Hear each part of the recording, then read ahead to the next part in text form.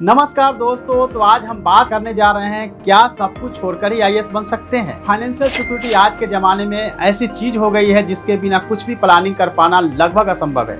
अब देखिए ना, यूपीएससी की तैयारी करना हो तो आपको कम से कम 2 साल का समय तो लगाना ही पड़ेगा और इन 2 सालों में यदि आपके पास कोई फाइनेंशियल सिक्योरिटी ना हो तो मुश्किल हो जाएगी। अब यदि आपके पेरेंट्स आपको यह फाइनेंशियल सिक्योरिटी प्रोवाइड करवा दे तो आप निश्चिंत होकर सारा ध्यान सिर्फ यूपीएससी पर फोकस कर सकते हैं।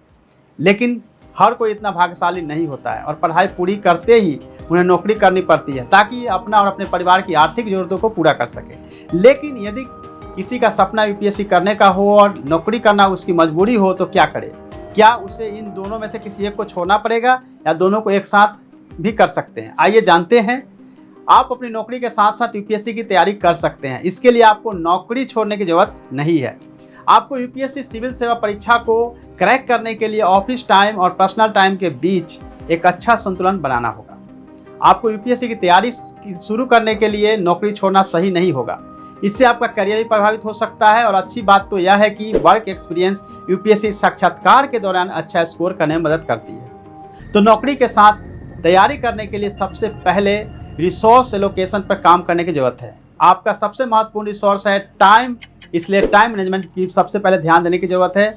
अपने दिमाग से आप बात निकाल दीजिए, यदि आप दिन के 10 घंटे पढ़ाई करेंगे तो पास कर सकते हैं। सच्ची बात तो यदि आप नियमित रूप से दिन के 4 से 6 घंटे भी पढ़ लेते हैं तो भी आपकी तैयारी अच्छी हो सकती है। अपनी पढ़ाई को 2 हिस्सों में बांटें। सुबह जल्दी उठे और कम से कम 2 घंटे जरूर पढ़ें। इसके ऑफिस से जाने के बाद और सोने से पहले 2 से 3 घंटे पढ़ाई जरूर करें। यदि आप बड़े शहर में रहते हैं और ऑफिस में आने जाने में आपको 2-2 घंटे का समय लगता है तो आप इस दौरान भी पढ़ाई कर सकते हैं। यूपीएससी परीक्षा की तैयारी शुरू करने से पहले आपको प्रीलिम्स परीक्षा के लिए कम से कम 9 से 10 महीने का प्लान बनाना होगा। इस समय के दौरान आपको मुख्य विषयों जैसे इतिहास, राजनीति, पॉलिटी, इकोनॉमिक्स, करेंट जैसे सब्जेक्ट पे सबसे अधिक ध्यान देना पड़ेगा। पहले 6 महीनों के लिए प्रीलिम्स और मेंस दोनों को ध्यान में रखकर तैयारी करनी चाहिए। इसके बाद प्रीलिम्स की परीक्षा से 3 महीने पहले सिर्फ और सिर्फ प्रीलिम्स पे फोकस करना चाहिए।